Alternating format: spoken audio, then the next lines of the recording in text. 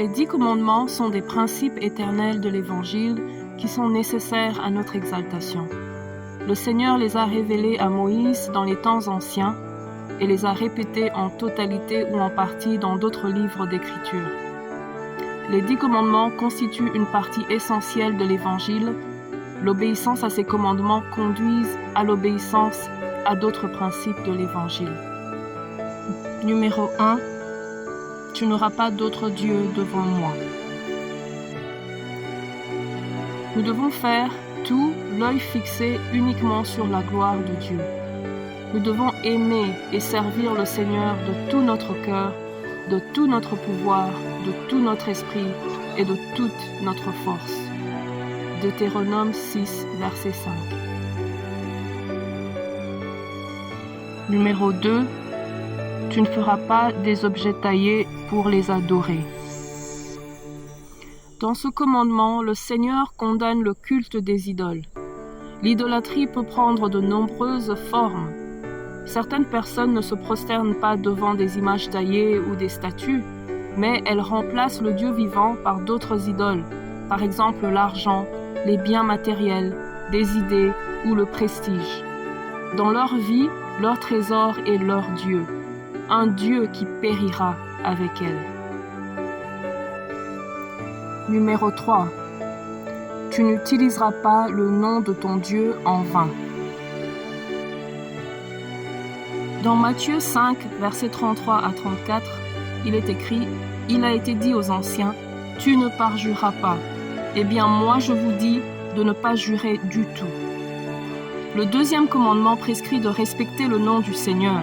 Il relève comme le premier commandement de la vertu de la religion et règle plus particulièrement notre usage de la parole dans les choses saintes. Il proscrit le faux serment et parjure celui qui, sous serment, fait une promesse qu'il n'a pas l'intention de tenir. Numéro 4. Tu travailleras 6 jours et te reposeras le 7e jour. L'Écriture fait à ce propos mémoire de la création.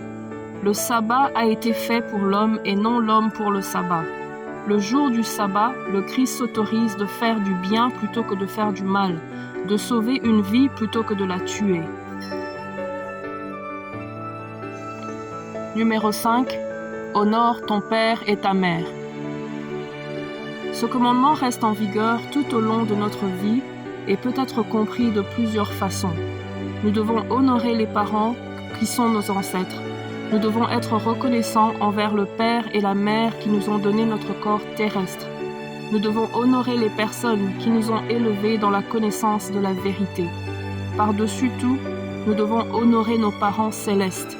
La façon d'honorer tous ses pères et ses mères est de respecter les commandements. Numéro 6. Tu ne tueras point. Matthieu chapitre 5, versets 21 et 22, Jésus dit « Vous avez appris qu'il a été dit aux anciens, tu ne tueras pas. Celui qui tuera sera passible du jugement.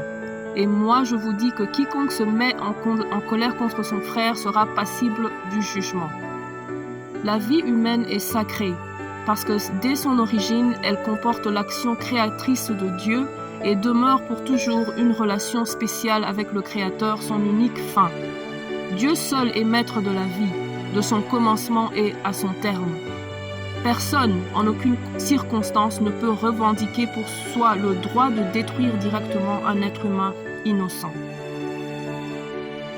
Numéro 7. Tu ne commettras point d'adultère.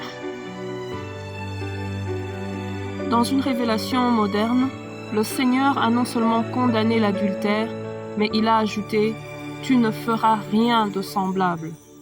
La fornication, l'homosexualité et d'autres péchés sexuels constituent des infractions au 7e commandement. Numéro 8. Tu ne voleras point. Commandement défend de prendre ou de retenir le bien du prochain injustement et de faire du tort au prochain en ses biens de quelque manière que ce soit. Il prescrit la justice et la charité dans la gestion des biens terrestres et des fruits du travail des hommes. Il demande en vue du bien commun le respect de la destination universelle des biens et du droit de propriété privée. Numéro 9. Tu ne porteras de faux témoignages contre ton prochain. On interdit de travestir la vérité dans les relations avec son prochain. Cette prescription morale découle de la vocation du peuple saint à être témoin de son Dieu, qui est un Dieu de vérité. Numéro 10. Tu ne convoiteras pas ce qui appartient à ton prochain. Tu ne convoiteras point. Convoiter, c'est-à-dire avoir envie de quelque chose qui appartient à quelqu'un d'autre, est nuisible pour l'âme. Cela peut ronger notre esprit et nous rendre constamment insatisfaits et mécontents. La convoitise conduit souvent à d'autres péchés et à l'endettement. Bien que les 10 commandements soient en grande partie une liste d'interdits, ils indiquent aussi des devoirs. Le Sauveur a résumé les 10 commandements en 2 principes: l'amour pour le Seigneur et l'amour pour son prochain. Tu aimeras le Seigneur ton Dieu de tout ton cœur, de toute ton âme et de toute ta pensée. C'est le premier et le plus grand commandement. Et voici le second, qui lui est semblable. Tu aimeras ton prochain comme toi-même. Matthieu 22, versets 37 à 39.